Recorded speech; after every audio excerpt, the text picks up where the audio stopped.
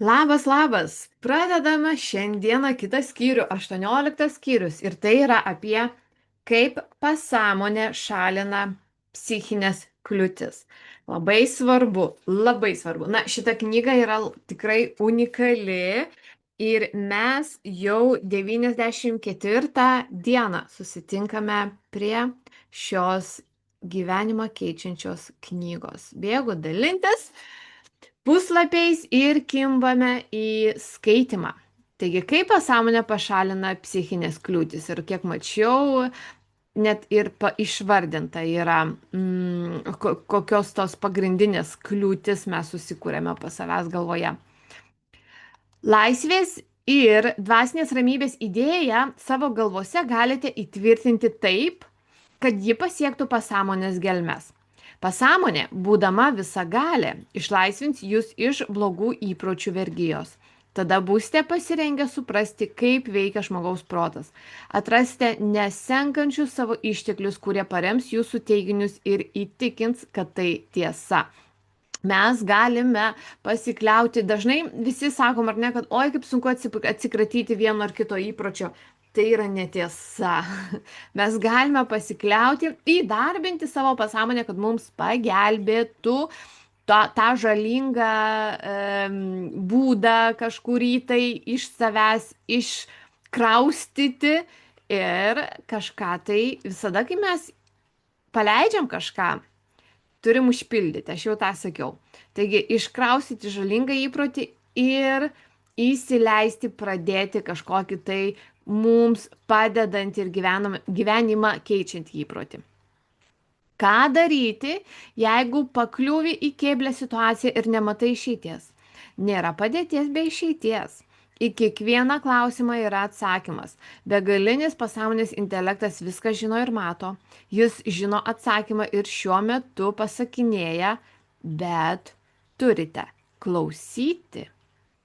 Turite absoliučiai pasitikėti savo pasąmonę ir eiti ten, kur ji veda. Kai išsiugdysite naują požiūrį, būtent, kad vidinis kuriantis intelektas jau ruošia tinkamą sprendimą, rasite atsakymą, kurio jums reikia. Galite būti ramus su tokiu požiūriu, tvarkingai, ramiai ir prasmingai įgyvendinsite visus savo sumanimus. Ir noriu papasakoti vieną vakar dienos savo įvykį. Prieš tai, grinai, nežinau, ar tą patį rytą, ar gal dieną prieš klausiausi vėlgi aš Abraham Hills, aš klausausi įrašų jų ir ten pasakojo, kaip mūsų pasąmonė, kaip mūsų tas didysis intelektas labai daug įvykių iš anksto mums pasako sprendimą, kaip daryti. Ir daug tokių nemalonių dalykų mes išvengiame, nes mes iš pasąmonės iš anksto gauname tą tokį įspėjimą, ką daryti. Ir ten pasakoja situaciją kelyje, kaip moteriškė ar ne, važiuoja irgi autostradoje ir priekyje lyg kažkas, vienu žodžiu, sukuždėjo kažkas, kad kažkas įvyks, taip sakant, tokia nuojauta. Ir ta moteris prilėtino ir akurat ten priekyje vienas nepažiūrėjo, užkirto, užlindo ir avariją padarė. O ta moteris jau prilėtino, kad jinai nebūtų prie patų, kad tiesiog ar ne išvengtų. Iš anksto pasąmonė įspėja, kad ei kažkas. Vakar labai panašią situaciją ir aš turėjau. Į greitėjimo juostą, į autostradą aš išvažinėjau ir dvi mašinos lėtai, ar ne, pirmoje juostoje dvi mašinos lėtai važiuoja ir aš, taip sakant, aplenkinėjau. Aš spaudžiu gazą, aplenkti jas abidvi iš karto, kad tiesiog greičiau, ar ne, į tą autostradą įvažiuoti, o jos ten tegul savo pėdina lėtai. Ir jau kai aš buvau ties ta kita antraja, ne pirmoji, nes pirmoji ten lėtai važiavo, bet ties antraja mašina, aš matau, kad ta pradėjo rikiuotis irgi į mano pusę. Aš grinai jau šalia esu ir matau, nu tiesiog, ar ne, matau kaip, tik priekį ir be matau, bet matau kaip artėja tas priekis prie manęs. Ir aš iš karto, ar ne, į kelkraštį vos ne į žolyną ten jau pasukau, taip sakant, bet jau ten matau, kad irgi susimėti, jau per veidrodėlį matau, ten grįžau ir aš grįžau į savo kelią.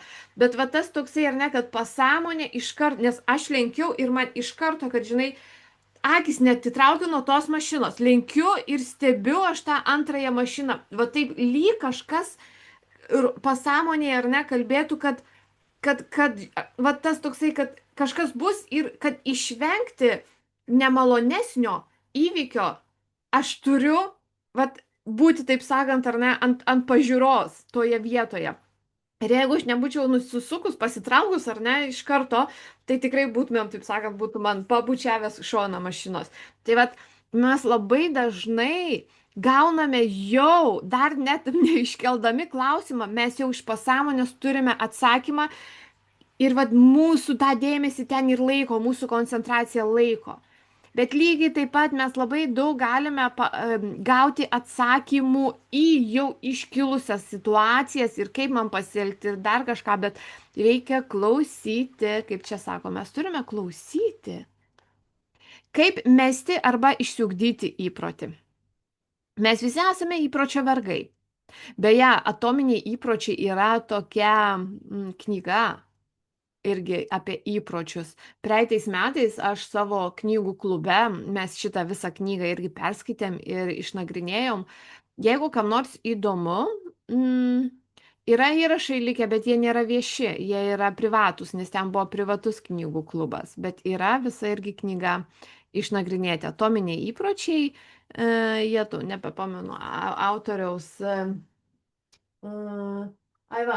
James Clear, autorius Atominiai įpročiai. Irgi, jeigu vat, norisi dar apie savo įpročius panagrinėti ir kaip galima sąmoningai pagelbėti savo, tai yra irgi knyga. Bet čia apie pasąmoningą pagalbą mes mokomės dabar.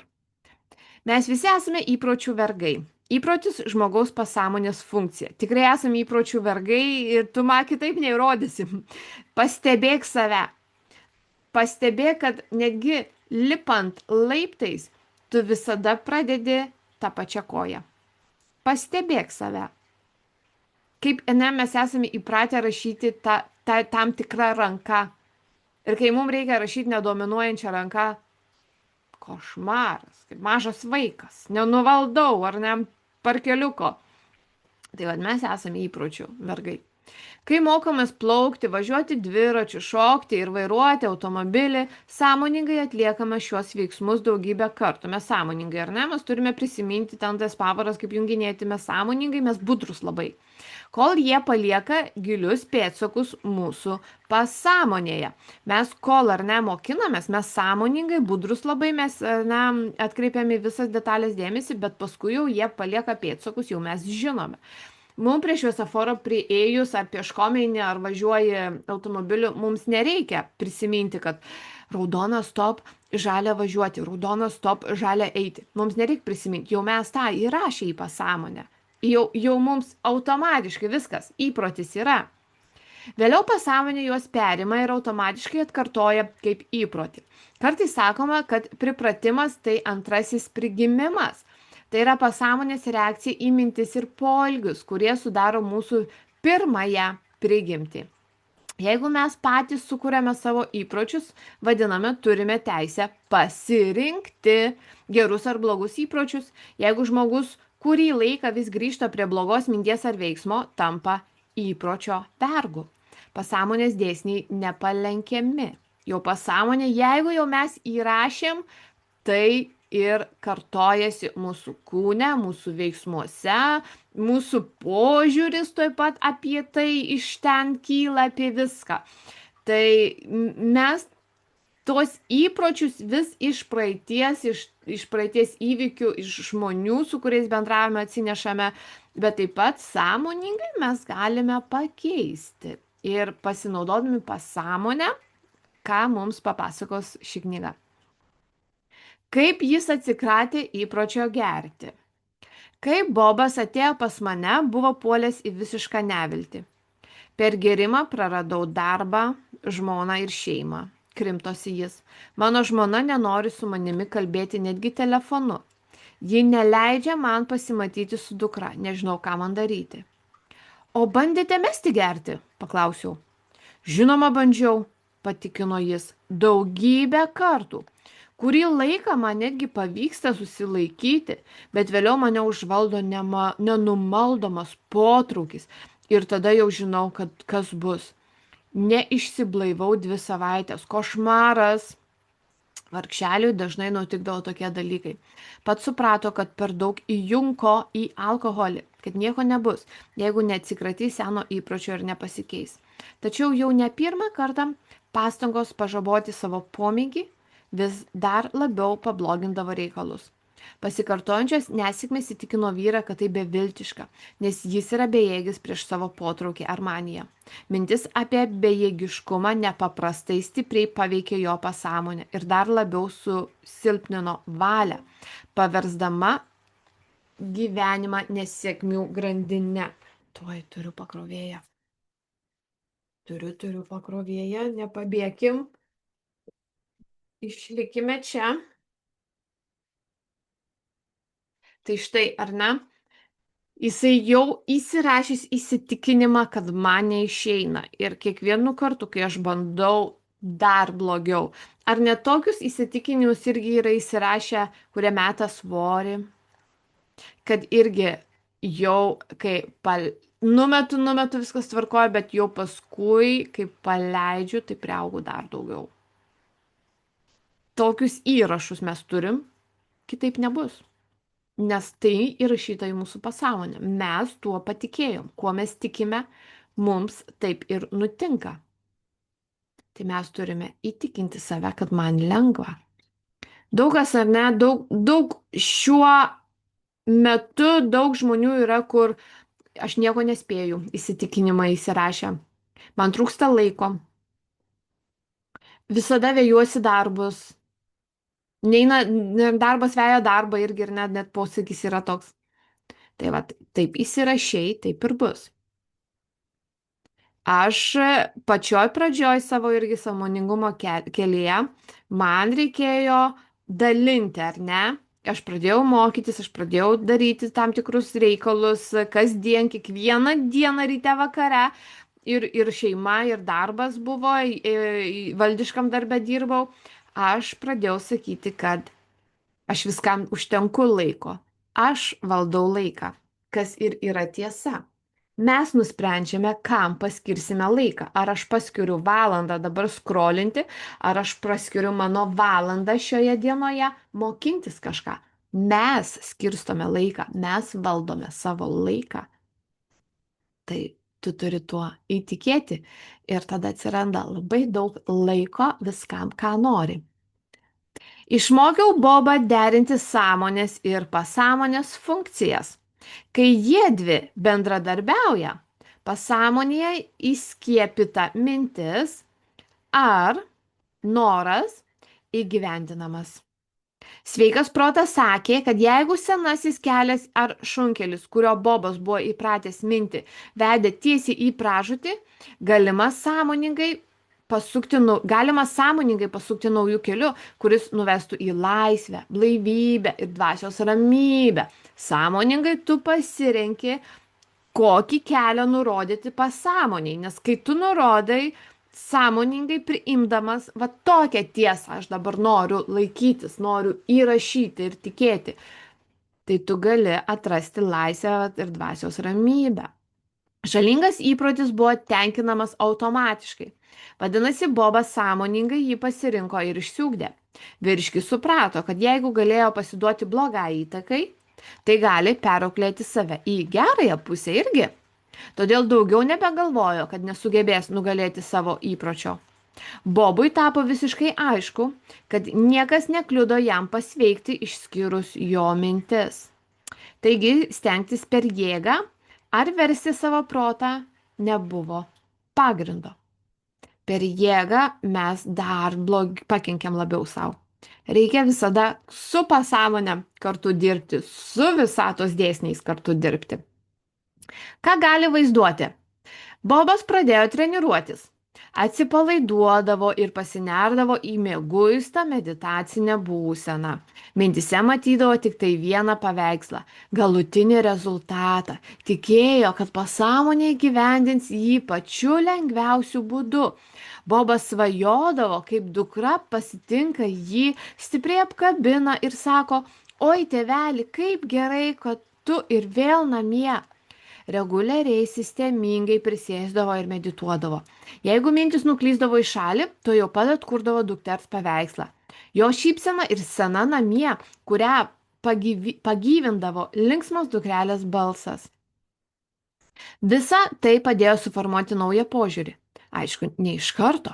Bobas vyriškai laikėsi. Jis atkakliai ir ištvermingai darė savo, nes žinojo, kad anksčiau ar vėliau naujas įprotis įsitvirtins pasąmonėje. Tai yra tiesa, jeigu tu nepameti anksčiau ar vėliau, tai tiesiog kitaip nebežinosi. Tik tais taip, kaip tu rodai savo pasąmonėjais, kaip kokią vaizduotę, kokį vaizdą iškeli.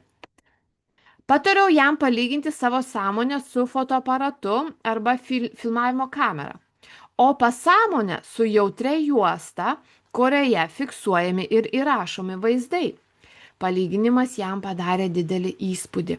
Tai va, sąmoningai mes ar ne pasirenkame, va, ką mes filmuojame, kokius vaizdus mes į kamerą siunčiame, o pasąmonė, va, tai yra įrašymo juostelė. Viską įsirašo, o tai, ką įsirašo, įgyvendina. Viską nustelbė vienintelis tikslas - įtvirtinti aišku paveikslą mintyse ir ten išryškinti. Juostos ryškinimas tamsoje. Juostos ryškinamos tamsoje, ar ne? Taigi panašiai ir vaizduotės paveikslai išryškinami tamsoje pasąmonės laboratorijoje. Sutelktas dėmesys. Bobas suprato, kad jo sąmonė veikia kaip kamera, todėl visai nesistengė, nebuvo jokios vidinės kovos. Vyras kuo ramiausiai rikiavo savo mintis ir visą dėmesį sutelkė į paveikslą stovintį prieš akis, kol pagaliau visiškai su juo susitapatino. Jį įtraukė mintyse dažnai sukamo vaizdo atmosfera. Nebuvo pagrindo abejoti, kad Bobas pasveiks. Jeigu pagaudavo pagundą išmesti burnelę, jis taip pat perjungdavo savo vaizduotę nuo minčių apie girtavimą prie jausmų, kad yra namie su savo šeima. Jis pasiekė savo, nes nebejodamas laukė, kadagi išsvajota scena įvyks tikrovėje. Šiandien Bobas negeria, gyvena kartu su šeima, turi gerą darbą ir yra laimingas kaip niekada.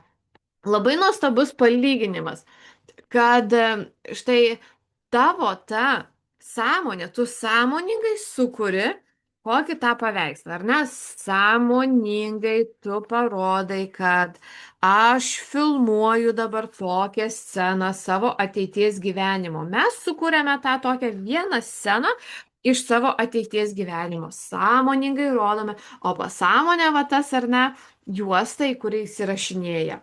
Juk kai filmuojamas filmas, ar ne, žinot, būna keletą metų vieną tenai tą serialą, kokį filmuoja, tą vieną filmą dėlioja ir viską, ar ne, filmuoja, stato, įrašo, įrašinėja ir paskui ateina ta premjera. Ir visi eina į kino sales žiūrėti premjeros. Tai pas tave lygiai taip pat. Sąmoningai kurk scenarijų savo pasąmonėje, ar ne? Tai yra savo sąmonėje. Kurk scenarijų ir vat filmuok, įrašinėk į tą pasąmonės juostą, įrašinėk. Ir vieną dieną tu atsidursi toj scenoje, kur pamatysi tą premjerą. Tai bus, vat apsižvalgysi ir pamatysi, kad tu jau čia. Jau įvyko. Tavo filmo, įrašyto filmo scena jau paleista į tavo fizinį pasaulį. To visiems ir palinkėsiu. Jeigu pirmą kartą mane matai, žinai ar ne, paspaus būtinai skambutį, pasidalink su savo draugu, eikime kartu šitą kelionę ir laukiu širdelių, laukiu pirštukų, paspausk laiką, jeigu esi kartu su manimi ir jau nebetoli pabaiga šios knygos. O jeigu pirmą kartą mane išgirdai, grįžk prie numeris 1 įrašo ir padėk sau pakeisti savo gyvenimą. Iki rytojaus.